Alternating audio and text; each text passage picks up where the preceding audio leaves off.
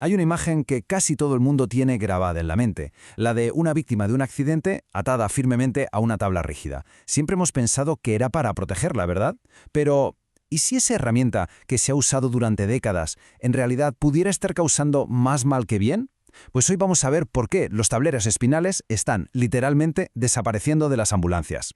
Es que es una imagen que hemos visto 1.000.000 de veces, en las películas, en las noticias, alguien en el suelo y lo primero que hacen los sanitarios es inmovilizarlo en esa tabla. Parecía lo más lógico, lo más seguro del mundo, pero la ciencia está empezando a plantear una pregunta muy seria.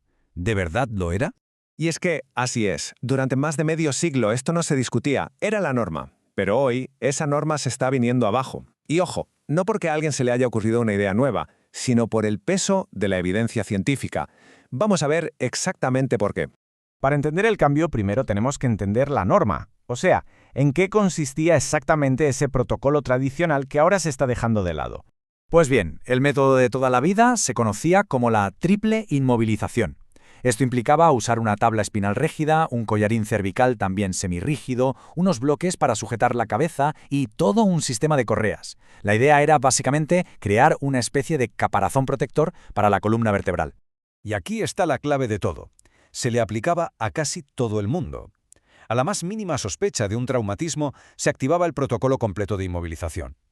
Era un procedimiento de rutina, como una red de seguridad que se lanzaba por si acaso, sin hacer distinciones. A ver, la lógica detrás de esto tenía todo el sentido del mundo. La intención era buena. El miedo a que un pequeño movimiento pudiera provocar una lesión medular catastrófica irreversible justificaba totalmente este enfoque de más vale prevenir que curar. Pero, como pasa tantas veces en la ciencia, lo que era una costumbre empezó a chocar con la evidencia. La comunidad médica se empezó a hacer preguntas incómodas. ¿De verdad los beneficios de esta práctica superan a los perjuicios? Y es que empezaron a salir estudios uno detrás de otro que ponían en duda la eficacia de todo esto. Se empezó a ver que esa supuesta red de seguridad universal no solo no era tan segura como se pensaba, sino que de hecho podía estar creando sus propios problemas. Y fijaos en este punto, que es clave. No hablamos de pequeñas molestias. La investigación habla de efectos adversos muy serios: dolor, heridas en la piel por la presión, problemas para respirar e incluso retrasos en otros tratamientos que sí que son vitales. Vamos a desglosarlo un poco. Estar atado a una tabla dura, para empezar, duele.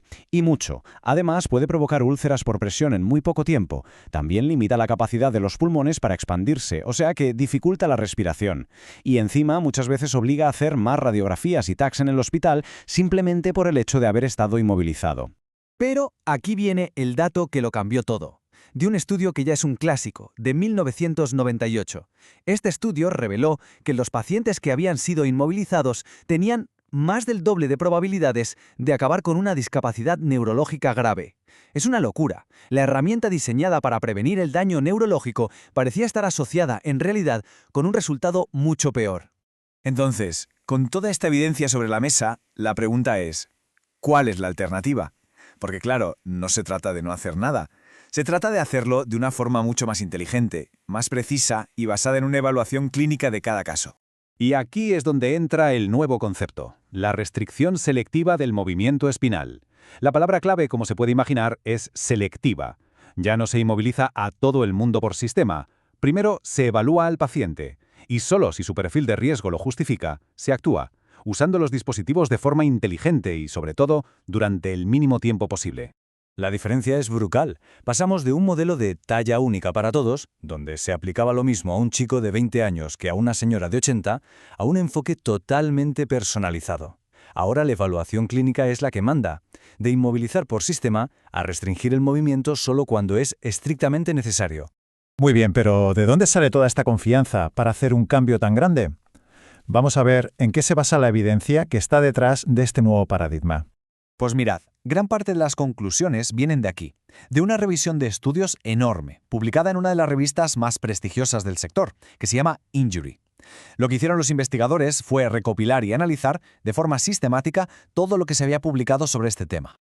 Y ojo, que no hablamos de un par de artículos, se revisaron 27 estudios distintos, publicados a lo largo de casi 40 años. Esto da una perspectiva muy amplia, desde las primeras dudas que surgieron a finales de los 80 hasta las investigaciones más recientes. Y esta es, claro, la pregunta del millón.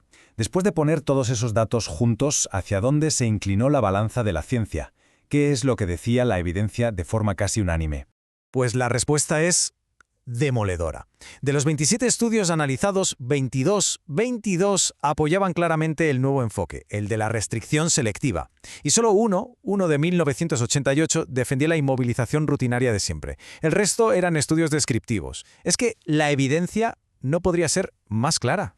Vale, todo esto está muy bien en la teoría, en los estudios, pero en la calle, en un accidente real, ¿en qué se traduce? ¿Cómo cambia esto la atención que recibe una persona?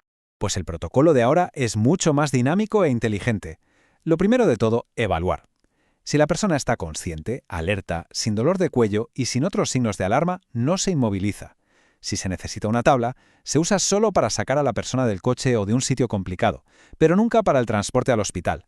Y, lo más importante, se da prioridad a lo que de verdad puede salvar una vida en ese momento, como controlar una hemorragia grave.